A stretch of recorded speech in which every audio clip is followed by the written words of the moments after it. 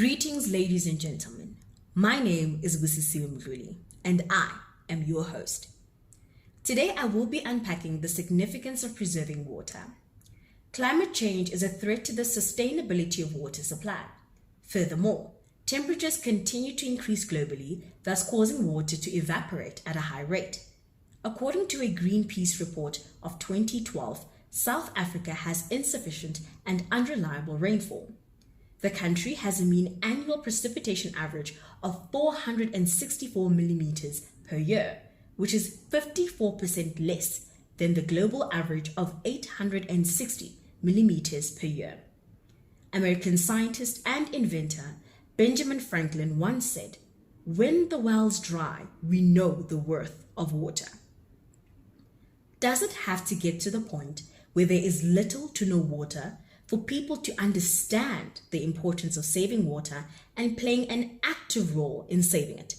Wits Vuvuzela asked Associate Professor of Physical Geography Jennifer Fitchett on how people can save water, and this was her response. I think it is important for us to bring it back to the individual, because we can spend all our time kicking and screaming about our municipalities, but there are things that we can do. So we learned a lot through the Cape Town Day Zero drought. We know how important it is to turn off our taps properly, to make sure that our taps do turn off properly. If they're dripping, call in a plumber, get them to change the washer on your tap. It's a quick and easy thing to fix, but to make sure that none of our taps in our house are dripping. To make sure that when we are using water, we use only how much we actually need. So we are not brushing our teeth with the water running constantly, that we are not running the shower while we're trying to wash our hair, or running the shower for 10 minutes before we climb in. There are a lot of times there where we can reduce the water we're using. We can also think, do we need to spend 20 minutes in the shower to get clean? Or is that 20 minutes in the shower because we want to relax? Are there other ways for us to relax? Of course there are. So do we need water to be able to achieve that? If we take a bath, does it need to be full all the way to the top? Or is it still an enjoyable bath when it's half full? If we are washing our dishes, put the plug in, run a full sink, wash all your dishes, release the plug. Don't run the water the whole way through. If you are doing your laundry, try and do one full washing load instead of multiple different washing loads to try and reduce the water. If you're flushing the toilet, don't flush it more than it needs to be flushed. So there are lots and lots of those things we can do. We can also think about when we're using water. So if you're watering the garden, if you're putting in a sprinkler, do it in the early morning or the late evening. Don't do it in the middle of the day where all of that water is going to evaporate. So those are all small things we can do inside our individual households. The next thing is about taking personal responsibility to report water leaks. So if you're going for a walk, or if you're going to or from university, or you're going to and from your job, and you see that there's a water leak, report it. There are apps where we can report water leaks. We can contact our local municipality. We can contact our local ward councillor.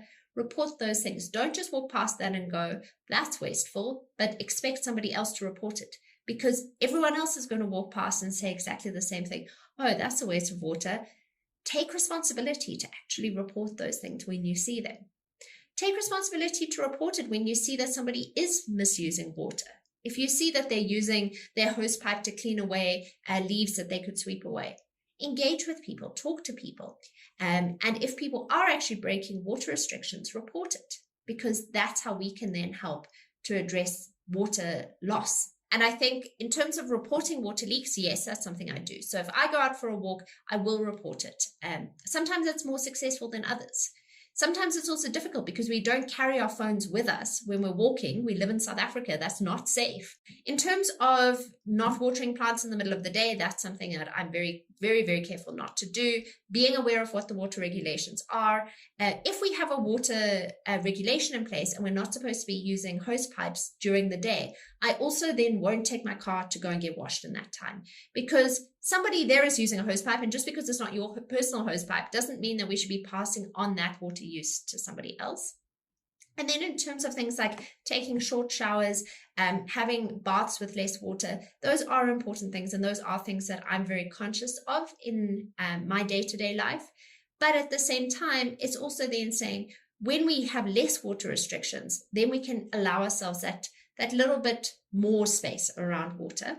And then when there are water restrictions, being more careful about that. Wits Vuvuzela had also asked two South African citizens, Ntokozo Khanyi and Boikanyo Mpumani, on how they save water and why they think that it is important to do so. I believe that it's very important to save water because we depend on water to survive, and our growing population already places a strain, especially on our natural resources. When we look at the earth, it's already made up of 70% of water, which then means that everyone has a role to play, and I really believe that it helps to preserve our environment. In South Africa, the constitution states that everyone has the right to access to sufficient water, which then already gives us a responsibility, not only just as humans, but as citizens, to not only use it wisely, but to ensure its sustainability, especially considering that we experience, things like climate change, global warming. I save water by taking baths. I turn off the water while I brush my teeth.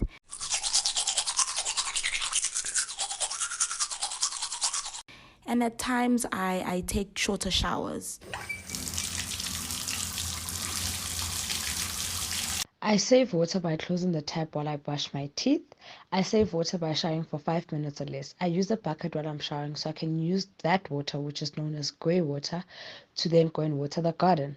I also save water by making sure that there are no dripping taps in the house. I believe it's important to save water as it's a scarce resource. The execution of daily activities such as drinking water, cooking, sanitation, and maintaining ecosystems all require the use of water. Now we definitely know that water is important. In order to facilitate this conversation, welcoming a different perspective is critical. Another South African citizen, Kulani Mhlanga, had this to say. I think it's important to save water because water is a scarce resource in this world we're living in. There's been a war for water in many parts of the world.